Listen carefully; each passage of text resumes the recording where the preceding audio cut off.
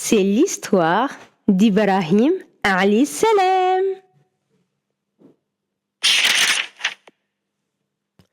Il y a très longtemps, dans une région appelée Babylone, vivait un homme nommé Hazar. Il fabriquait des statues en pierre et en bois que les gens adoraient comme des dieux. Hazar avait un fils, Ibrahim, un garçon très intelligent. Mais Ibrahim ne comprenait pas pourquoi son père et les autres adoraient des statues. Allah l'avait préservé du culte des idoles et mis dans son cœur la douceur de la foi. Un jour, Ibrahim demanda à son père: « Oh mon père, pourquoi fabriques-tu des statues qui ne peuvent ni t'entendre ni te voir? Oh mon père, délaisse ces idoles et adore Allah, le Seigneur de l'univers. » Mais son père se fâcha et lui dit de se taire. Ibrahim, pourtant, savait qu'Allah était le seul vrai Dieu et que ses idoles n'arrivaient même pas à repousser les mouches qui se posaient sur elles. Comment allaient-elles repousser le mal des autres? Mais personne ne voulait l'écouter. Les gens de Babylone allaient souvent prier leurs idoles dans un grand temple. Un jour, quand tout le monde partit à une fête, Ibrahim entra dans le temple. Il brisa toutes les statues, sauf la plus grande. Quand les habitants revinrent, ils furent choqués et demandèrent: « Mais qui a fait ça ?» Certains dirent: « Nous avons entendu un jeune homme les évoquer en mal. Il s'appelle Ibrahim. » Ibrahim répondit: « C'est peut-être la plus grande des statues qui a fait ça. Demandez-lui. » « Mais voyons, Ibrahim, tu sais bien qu'elle ne parle pas, » lui dirent les gens de son peuple. Il répondit: « Adorez-vous des statues qui ne peuvent ni vous entendre ni vous voir ?» Les gens comprirent alors que les statues ne pouvaient rien faire.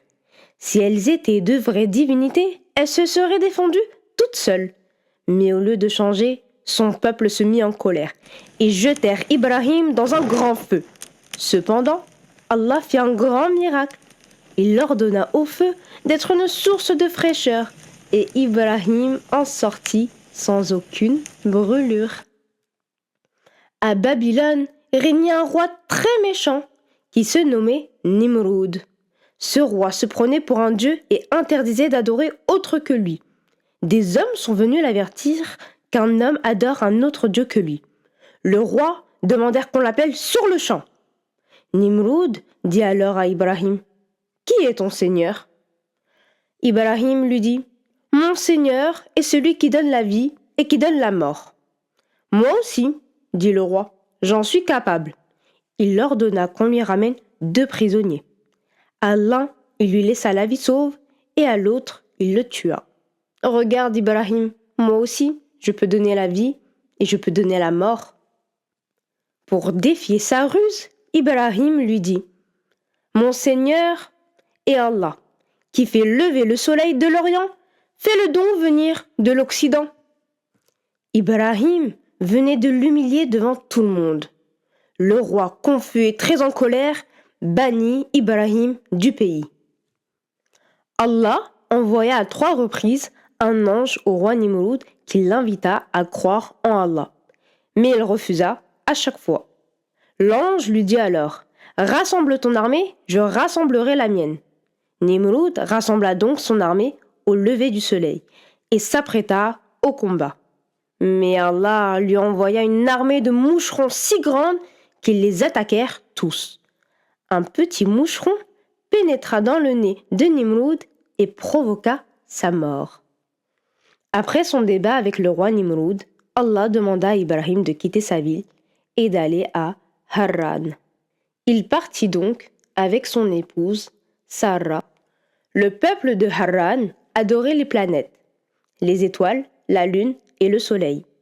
Pour prouver leur fausse croyance, Ibrahim observa une étoile et dit: « Voilà mon Seigneur. » Puis lorsqu'elle disparut, il dit: « Je n'aime pas les choses qui disparaissent. » Lorsqu'ensuite il observa la lune se levant, il dit: « Voilà mon Seigneur. » Puis lorsqu'elle disparut, il dit: « Si mon Seigneur ne me guide pas, je serai certes du nombre des égarés. » Lorsqu'ensuite il observa le soleil se levant, il dit: « Voilà mon Seigneur.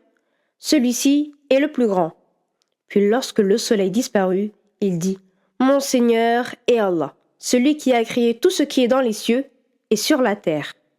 De cette manière, Ibrahim voulait expliquer à son peuple que ce n'était pas une bonne idée d'adorer les étoiles, la lune ou le soleil. Pourquoi? Parce qu'ils sont créés eux aussi. Parfois, on les voit dans le ciel et parfois, ils disparaissent. Comment quelque chose qui disparaît pourrait être un dieu? Une famine à Haran poussa Ibrahim et son épouse Sarah à aller jusqu'en Égypte pour apporter des provisions. C'est là-bas qu'ils rencontrent une femme qui s'appelle Hajar et qui crut en son message. Il revient en Palestine avec Sarah et Hajar en apportant avec lui des troupeaux et de nombreux biens. Allah lui donna 2 fils, Ismaïl et Ishaq. Un jour, Allah dit à Ibrahim de conduire son fils Ismaïl et sa maman Hajar dans un désert lointain. Ils n'avaient ni eau ni nourriture. Mais Allah fit un miracle encore une fois. Une source jaillit de la terre qu'on appelle aujourd'hui la source de Zemzem. Des années plus tard, Ibrahim revient et construit avec Ismaïl une grande mosquée pour prier Allah, appelée la Kaaba.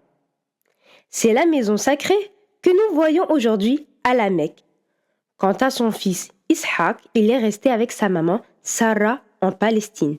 Et plus tard, son fils Yaqub construit lui aussi une mosquée pour adorer Allah. Elle s'appelle la mosquée El-Aqsa. Ensuite, Allah fit un dernier test pour voir à quel point Ibrahim avait confiance en lui. Il lui demanda de sacrifier son fils Ismaïl. Quand Ibrahim voulut obéir, Allah remplaça Ismaïl par un bélier. Mais pas n'importe quel bélier. Un bélier du paradis. Allah voulait juste voir s'ils allaient lui obéir. Et ils ont obéi à leur Seigneur sans hésiter. C'est ainsi que se termine l'histoire d'Ibrahim. Un homme au cœur rempli de vérité et de courage. Il a défié le mensonge, affronté le danger et montré à tous que seul Allah mérite d'être adoré.